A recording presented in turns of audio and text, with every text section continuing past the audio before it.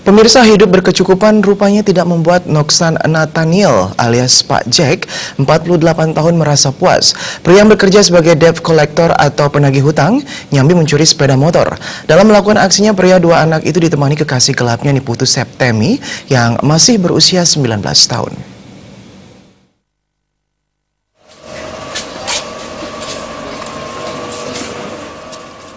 Kapolsek Kuta Selatan Kompol Inenga Patra mengatakan pasangan kekasih tersebut digerebek saat sedang berjumpa di rumah kos di Jalan Raya Uluwatu, Jimbaran, Kuta Selatan. Keduanya melakukan aksi pencurian secara bersama-sama di 4 TKP di wilayah Kuta Selatan dan Denpasar Timur.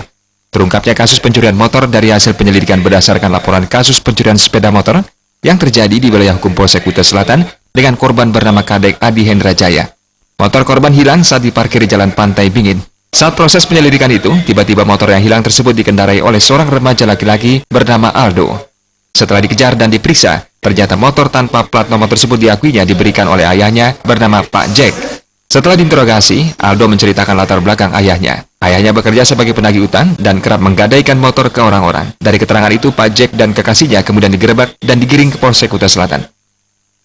Berangkat dari laporan masyarakat itu kita sampaikan kepada Kanit Reskrim saya bersama tim untuk melakukan penyelidikan.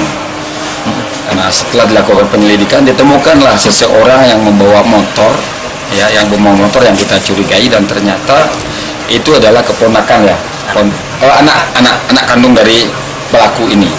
Dari situ kita baru bisa kembangkan bahwa motor itu didapat dari mana, dari orang tuanya dan lain sebagainya. Kemudian orang tuanya ini tinggal di Sesetan. Jadi tim kami juga melaksanakan pengejaran dan penyanggungan di Sesetan, maka kami bisa menangkap dan mengamankan pelaku. Saat ini kedua tersangka beserta barang bukti telah diamankan jajaran Polsek Kuta Selatan untuk menjalani proses selanjutnya.